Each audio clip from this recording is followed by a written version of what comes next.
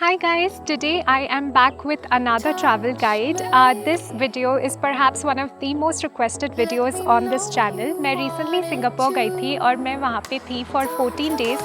I've mainly gone to watch the Formula 1 GP and since then a lot of you have asked me to create a detailed video on how to plan for Singapore and what kind of itinerary makes the most sense.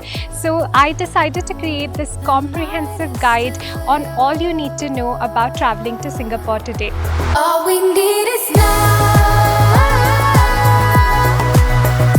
Just let me feel you close. As always, I'm going to make this video as comprehensive as possible. I'm going to talk about visa requirements, how to fly to Singapore, how to get around in Singapore, food, transport, accommodation, drone laws, etc. So this is going to be a very detailed guide. I have divided this guide into multiple chapters. So अगर आप किसी एक topic में ज़्यादा interested है, तो feel free to skip ahead to the relevant chapter. But before we get started, I hope you have watched our vlog on the top photo spots in Singapore. If not, I suggest you do that. I'm going to leave the link right here. And do subscribe to the channel if you haven't already to always stay up to date with more such travel content. Now let's get started. First of all, let's talk about things you need to know before you land in Singapore, and first and foremost, of course, flights. India to Singapore is connected by a direct daily flights. बहुत सारे flight options हैं जो direct Singapore fly करते हैं, वो भी daily. Indigo Airlines would be your cheapest option. You can get tickets as low as 10,000 rupees per person for a one-way ticket to Singapore. But Singapore Airlines also runs direct daily flights to Singapore and the experience is amazing. I would 100% highly recommend you booking your flight tickets through Singapore Airlines even if they are a little bit more expensive. Actually, इतना ज़्यादा expensive भी नहीं है. I have flown Singapore Airlines for as cheap as 12,500 per person. So for a little bit of extra price, you get an experience that is so much better. So I would 100% recommend you booking that ticket and getting the Singapore Airlines experience. Now let's talk about documentation requirements for Singapore. Indians need a visa for Singapore and Singapore का visa process इतना straightforward नहीं है क्योंकि आपको you probably will not be able to do it yourself. You will need an agent to help you out with the process. You have to fill out a form and submit all your documents to your agent. Your agent will send it to the embassy. They will send the form as well as your passport to the embassy and after 7 to 10 days you will get your Singapore visa.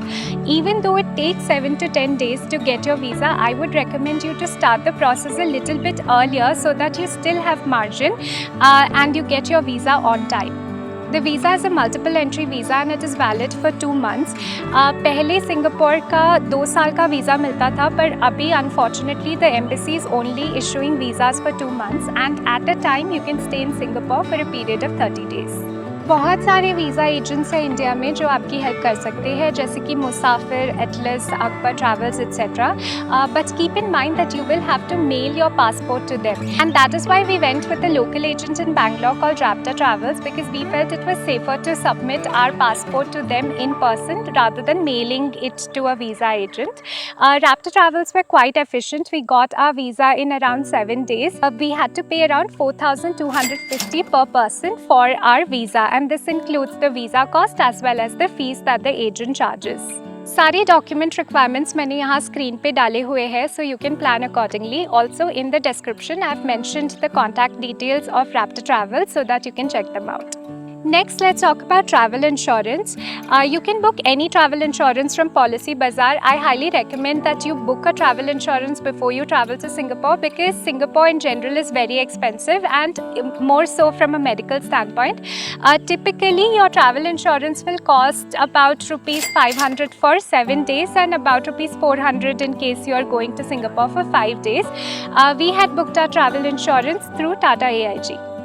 अब बात करते हैं currency की. 1 Singapore dollar आज के current conversion rate के हिसाब से is equivalent to INR 62 and Singapore में cards are mostly accepted almost everywhere. पर हाँ, स्ट्रीट वेंडर्स, हॉकर मार्केट्स, कभी कभी कैब्स और मेट्रो में आपको कैश देना पड़ेगा. So it is a good idea to carry SGD विथ you.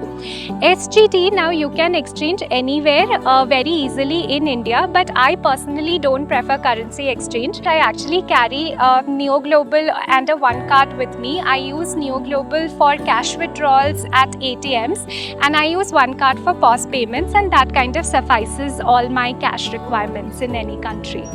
Now I want to tell you about drone laws in Singapore.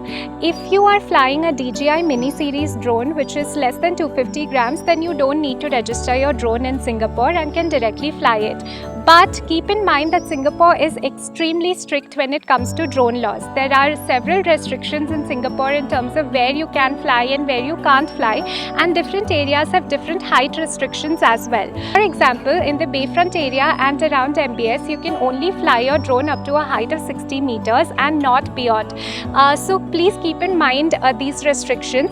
I will actually leave the link to the official website that highlights all of the drone laws, all restrictions, areas where you can fly, and corresponding regulations.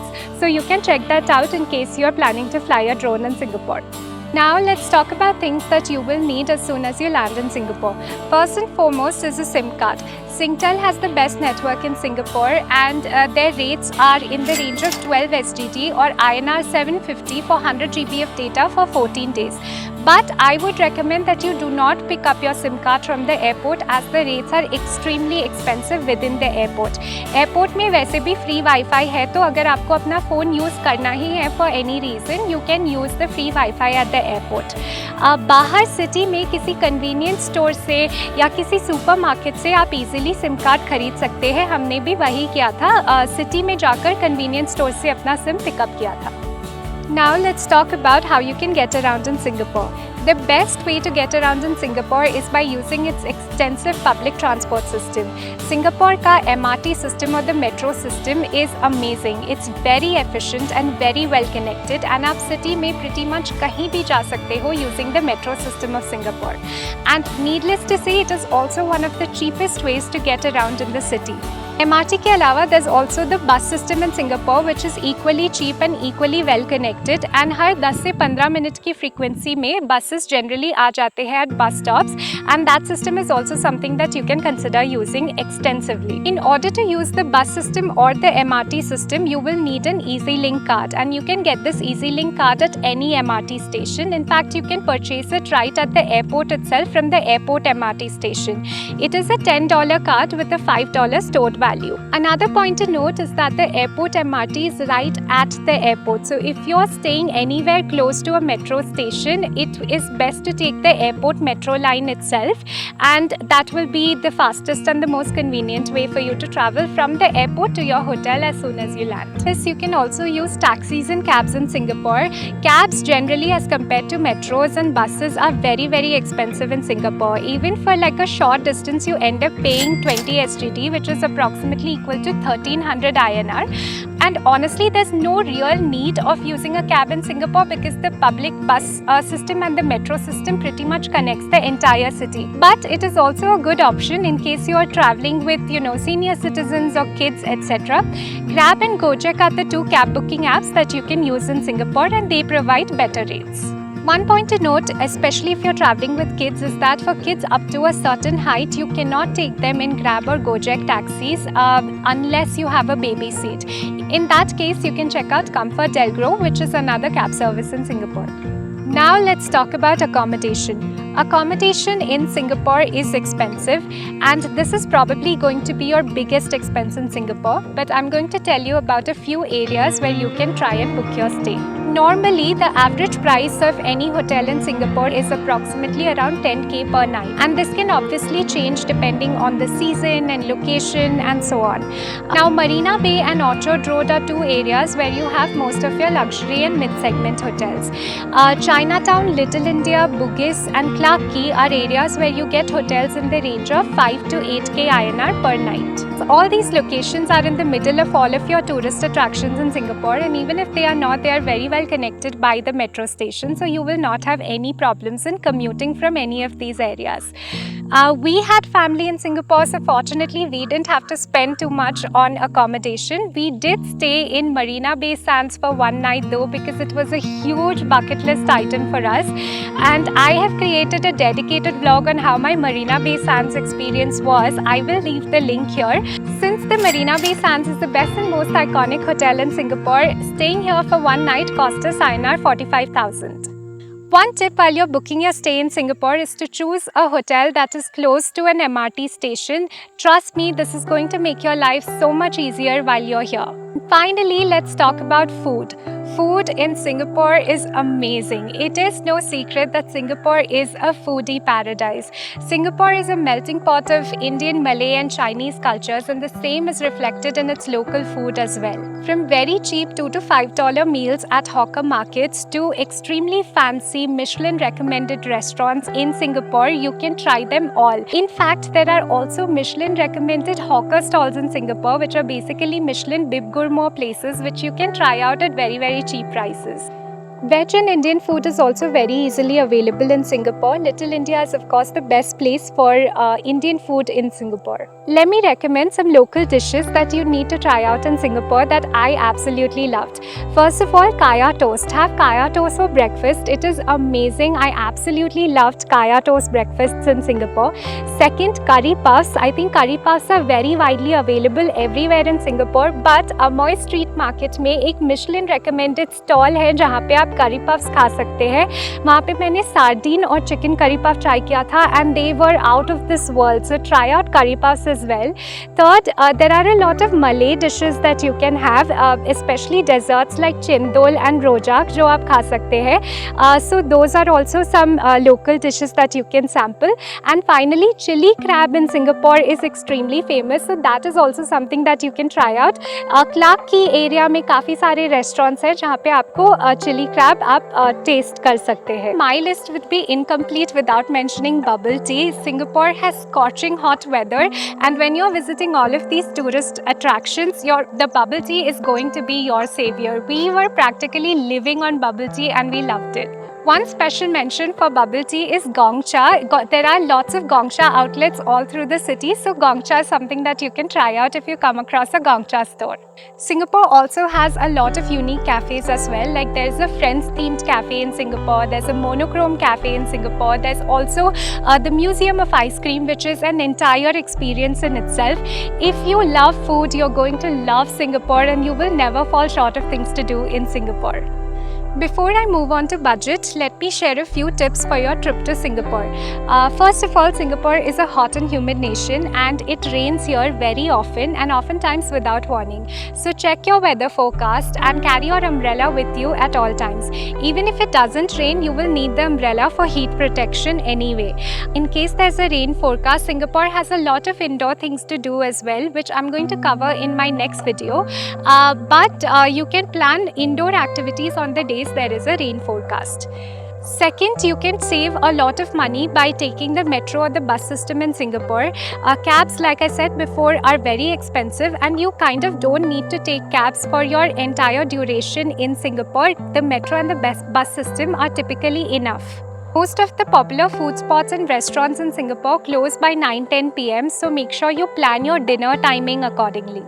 Rules and regulations in Singapore are also very strict and the fines are very high. For example, jaywalking is not allowed, chewing gums are not allowed, littering is not allowed. The fines are super high, so please be careful and mindful of the rules and regulations of Singapore before you visit the country.